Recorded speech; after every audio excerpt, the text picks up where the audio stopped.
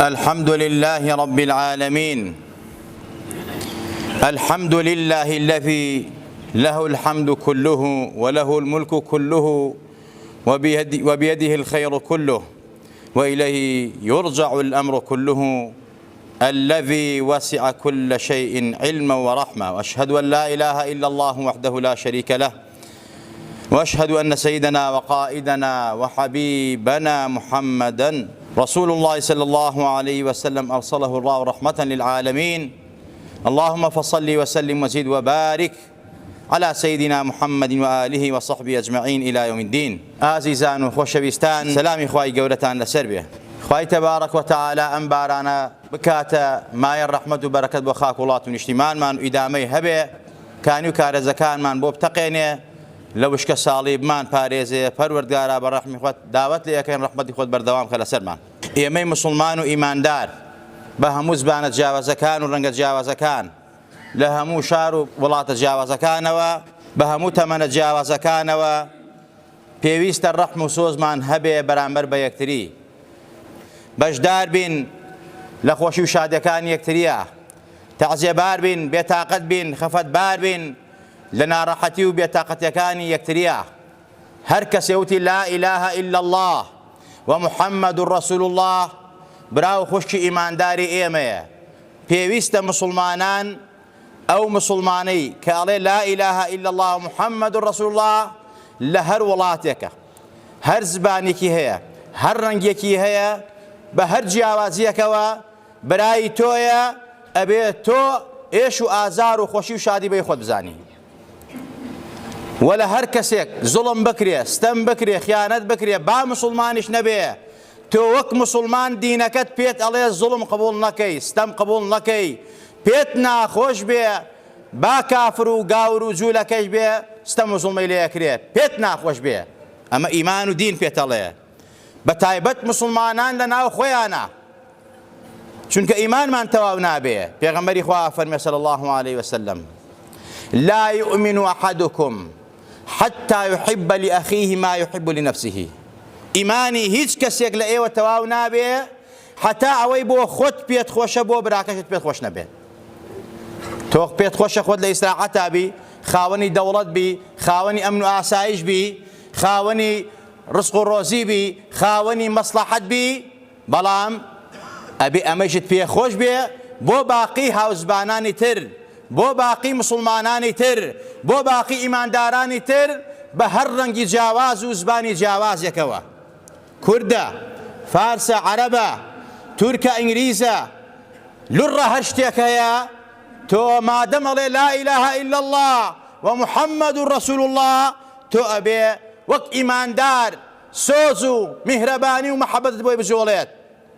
پێغەمبەری خوا لە فەرمایشتێکە ئەفەرمێت بەرامبەر مسلمانان جیای ناکاتەوە عەرەب لە کورد و کورد لە عەرەب و فارس لە ئینگلیز و تورک و باقی زبانەکانی تر. ئەفەرمێت ترى المؤمنين في تراحمهم وتوادهم وتعاطفهم كمثل الجسد إذا اشتكى عضوا تداعى له سائر جسدي بالسهر والحمى. پێغەمبەری خوا فەرمێت مسلمانان ئەبێ ببینرێن لە سۆز و میهرەبانیانە، لە بەرامبەر یەکتریانە، لە هاتوچۆیانە، لە هاوکاری و پشتیوانی یەکتریدا، لە لوتفیان بەرامبەر بە یەکتری، لە میهرەبانیان بەرامبەر بە یەکتری، لە هاوکاریانە كمثل الجسد الواحد، وەک تەنها جەستەیەکیان ئەبێ لێبێ.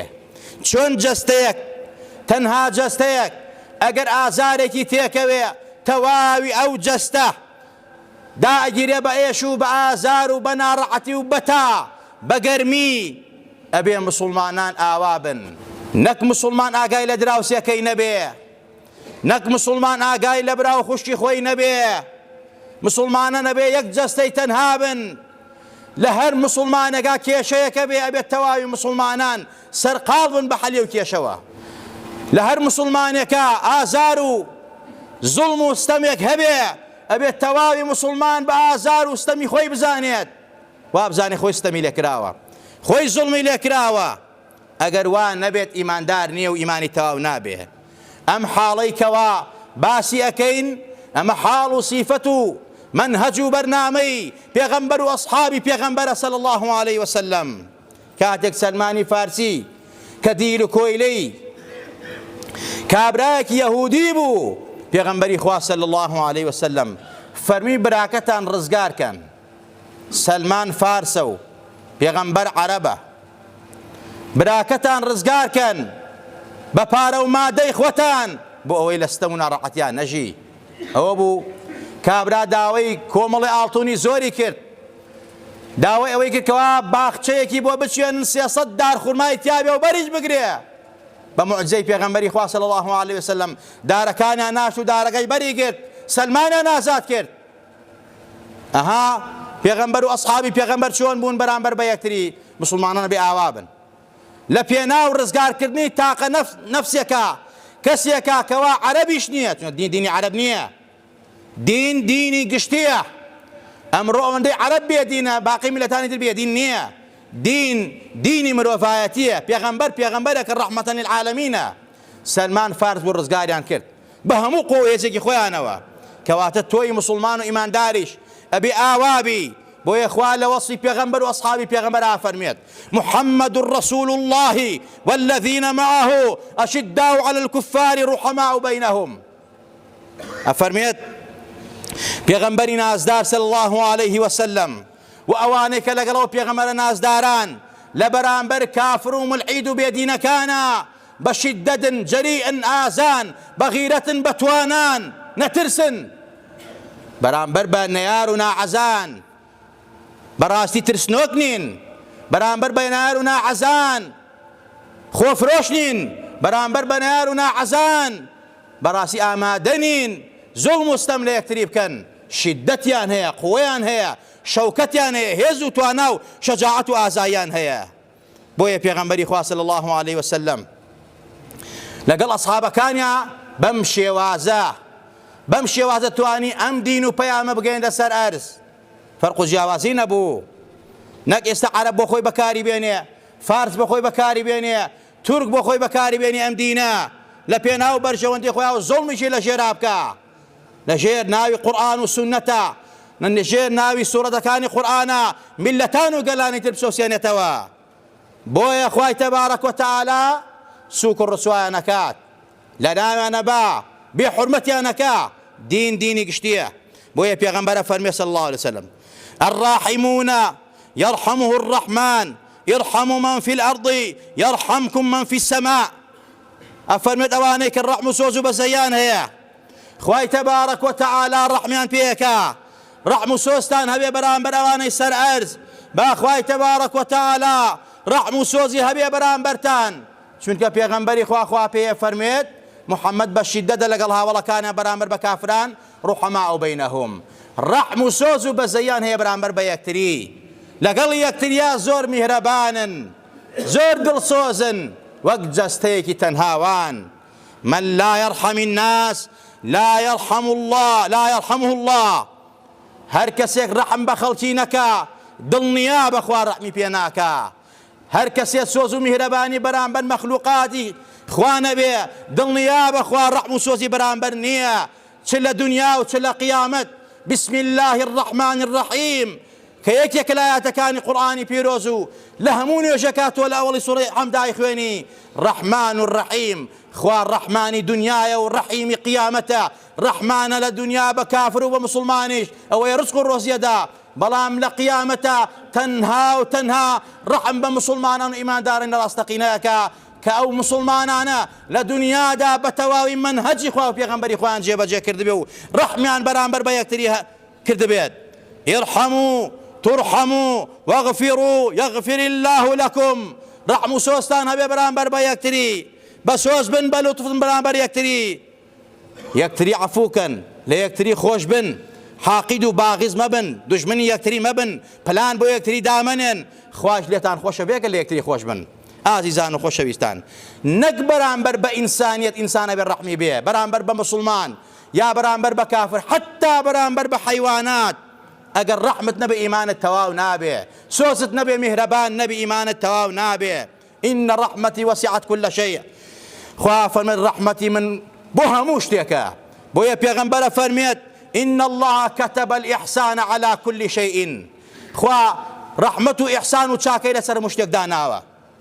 عزيزان خوشويستان كابرا دقمدي پیغمبري خوا صلى الله عليه وسلم فرمي يا رسول الله من حيوان سر برم شون أبي الرحمي بيه بكم پیغمبري خوا فرمي المنيان بلقال يا شاقكت باتيش بيه بسوز بلقال يا بمهرباني سري ببرا نك آزاري بين نك لي نك بيكي بكشي بسريا نك بساكوش بيه بيايا نكو كواني كمرو ماسي فروشن براسي بس أو ماسي زندو درين داري بسريا ما قناه تاوانا قناها يا أوانك لقصاب خانة كان قا كان سرب رندول الروي جنابتان سير كيبا بيك اللي أنا دنا خن يا بدمان شلي أنا دنا ما قناه تاوانا أبيتو الرحمة سوزو هبي برامبري پیغمبری خوا فرمین رحمی پی بکا خوا رحمت پیکا رحمی پی نکی خوا رحمت پی ناکا خوا آفرەتێکی داوێن پیسی دوو لە ڕووی جەنابتان خستە بەهەشتەوە لەسەر ئەوەی سۆز و میهرەبانی جوڕا بەرامبەر بە سەگێک کە ئاوی پێدا لە پیاوێ خۆش بوو کە گونابار بوو کە نانی سەگێکی دا ئافرەتی خستە جەهەنمەوە مسلمان و ئیماندار بوو لەسەرەوەی پشیلەیەکی زیندان کرد. عزیزان و خۆشەویستان دینی ئیسلام دینی ڕەحمەتە دینی سۆز و میهرەبانیە هەر کەسێک ڕەحمی نەبێ خوای ڕەحمی پێ ناکات هەر کەسێک لەگەڵ مرۆڤایەتی و مەخلوقاتە بەسۆز نەبێ خوا بەسۆز نییە لەگەڵیا. ئێمەی میلەتی کورد لە دێر زەمانەوە بەڕاستی بەناو دینەوە بەناو دیموکراتیەوە بە هەموو شێوازێک زوڵممان لێکرێت. ئێستا لەم وەزعەدا لەم کات و ساتە دژوارەدا ئەبینین خوێنی کورد زۆر زۆر بە ئاسانی ئەڕێژێرێت. خوێنی کورد ئەڕێژرێت یەک وڵات یەک دەوڵەت یەک ئەوانەی کەوا بانگەشەی مافی مرۆڤ و عەدالەت و دیموکراسی و ئیسلام و مسلمانیان هەڵکردووە لە هیچ کەوە دیار نێت. لە شەقامەکانی ڕۆژهەڵاتی کوردستانە لە کوردستانی ئێرانە وەکو چۆن لە کاتێکا خۆمان ئەنفال کراین کیمیا باران کراین لە ناو براین یەک وڵات نەبوو بە ئیسلامی و بە عەلمانیەوە بە فریامان کەوێ تەنها و تەنها خوا فریامان کەوت. ئێستا دەبینین ئەوە لە کوردستانی ئێرانە کە چ زوڵمێکیان لێکرێت ستەمێکیان لێکرێت چۆن بەرامبەر بەو خەڵکە قەتڵ و عامیانەکەن کوا وڵاتانی ئیسلامی کوا دەوڵەتانی ئیسلامی کوا وڵاتانی عەرەبی کوا وڵاتانی مافی مرۆڤ کوا مافی عەدالە و دادپەروەری لە وڵاتانە نییە کوا نەتەوە یەکگرتووەکان بۆ نەیانە جواب لەسەر ئەو میلەتە قەتڵ و عامەکرێت نەک میلەتان بێگانەکان مافی مرۆڤ و عەلمانیەکان یان مسلمانان و عەرەب و تورک و ئەمانە بێنە سەر خەت لەگەڵمانە هاوکاریمان کەن پشتیوانمان کەن بەزەیان بە حاڵانە بێتەوە بەڵکو خۆشمان بەزەیان بە خۆمانە نایەتەوە خۆشمان دوژمنی یەکترین خۆشمان لە هەوڵی نەناوبردنی یەکتریاین. ئەمەش بۆ خۆی کارەساتە یعنی ئاگامان لە براکەی خۆمان نەبێ مسلمانان نەبێ ئیمانداران نەبێ من ئەرزم کردن ئەبێ هەر مسلمانێک هەر زبان و هەر ڕەنگێکی هەیە لە هەر وڵاتێکە کێشە بێ کێشەی تۆ بێت بەڵام ئەگەر کورد بێ ئەوە دوو جار کێشەی تۆیە چونکە ئەوەی کە زوڵمی لێکرێت لەسەر دینەکەی نییە زوڵمی لێکرێت لەسەر ئیمانەکەی نییە لەسەر ئەوەی کوردەوە خوا بە کوردی خەڵقی کردووە دەسەڵاتی تیان نییە ئەکوژرێت لە ناوە برێت بەس بۆی کە خاوەنی کیان و مافی خۆی نەبێت. ئەوانەشی کە ئەمڕۆ داکۆکی لە مافی ئەم میلەتەکەن دزوو جەردە و مافیان ئامادەنین بەڕاستی یەک هەڵوێستی مەردانیان هەبێ بەرامبەر بەو کوردانەی ڕۆژهەڵات کە قەتڵ و عامەکردن و ناو ئەبرێن.